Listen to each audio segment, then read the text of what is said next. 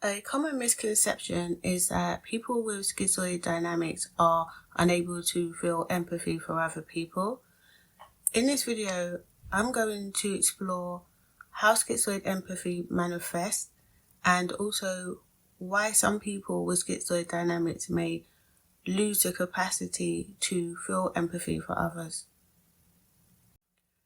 One of the reasons why schizoid individuals can seem to lack empathy is because of our emotional detachment that we use as a defense mechanism to stop ourselves from being engulfed or overwhelmed by emotional energies. So we can seem very distant, cold, detached, and aloof, whilst at the same time being hyper aware and experiencing hyperpermeability and being highly sensitive. So there's a balancing act between the inner sensitivities and the defenses to stop the sensitivities from overwhelming us. However, all the things that I just mentioned are factors that can make us capable of experiencing very deep empathy for other people.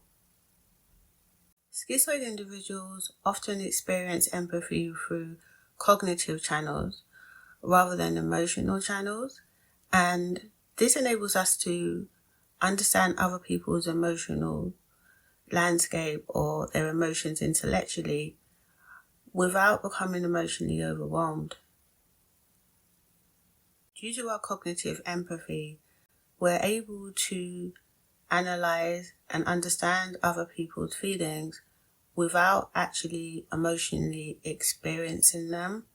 So we're able to recognize and understand other people's emotions from a distance while still being emotionally detached, and this enables us to maintain our emotional boundaries between self and other. Our emotional detachment, as I mentioned earlier, is a defense mechanism that stops us from becoming overwhelmed by other people's emotions. It also prevents us from becoming overwhelmed by our own emotions. Our hyper-awareness leads to an increased sensitivity to the emotions and psychological states of other people, and this allows us to resonate with other people's emotions. In fact, schizoids have the propensity to sense and understand emotions more vividly than most other people do. And this is linked to the hypersensitivity that we often possess. We tend to have an acute awareness of our environment. This heightened perception can enable us to pick up on subtle emotional cues that other people might miss. So this is all linked to our safety sensitivity and our need to stay on top of what's taking place in our environment in terms of what other people are doing.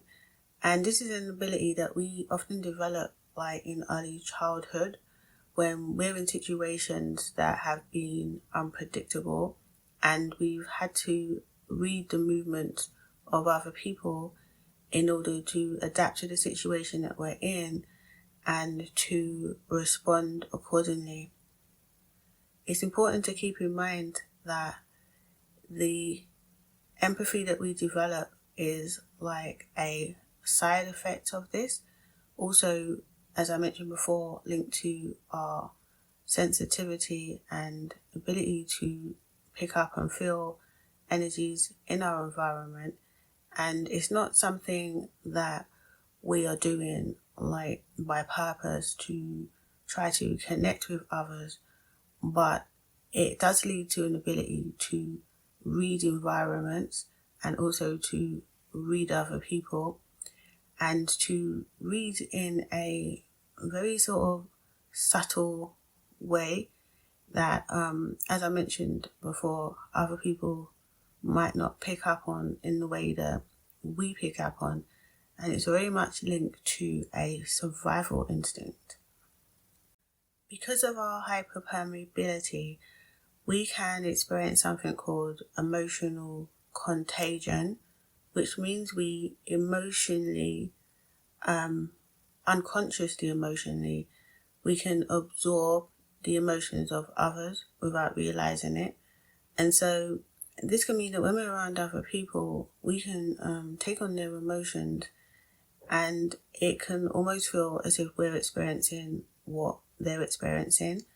And this is where the defenses come in, that for some of us, this can be disconcerting, and over time, we build up defenses which help us to manage this.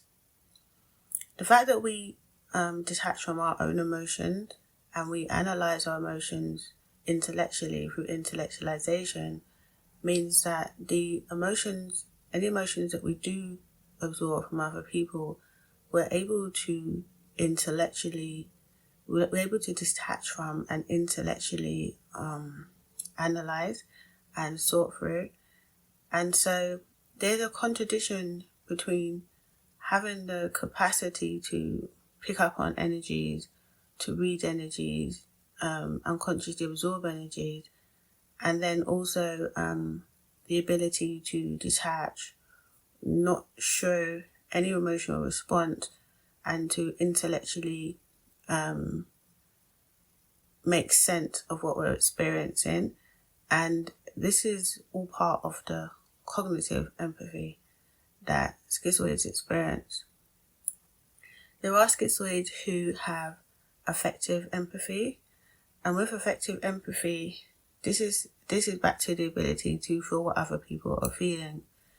Now, some schizoid individuals will go into the emotional side of it, and they will take on other people's emotions and feel them consciously to some degree. It's going to vary from individual to individual, but with many schizoid individuals over time, it is more of a process of cognitive empathy and intellectualization rather than fully connecting with the emotional side of what they're experiencing. For schizoid individuals who are less adept at managing emotional contagion, this can lead to actual physical withdrawal from social situations, which means that this is part of the reason why schizoids prefer solitude, because the emotional contagion and the feeling emotions, the defenses aren't always strong enough to manage this. And so for some people, they just need to literally remove themselves from emotional environments, whereas there are other schizoids that can be in emotional environments and they're able to manage those environments through additional defenses that they've developed to deal with those sort of situations. For myself, I find that I have a threshold of emotions that I can comfortably handle. But if the emotional environment goes like way high, then I can get to a point where my defenses aren't able to cope with it and I can become quite overwhelmed. But in general, I prefer not to put myself in highly emotionally charged situations so that I don't have to rely on my defenses in order to keep my state of equilibrium at a comfortable level.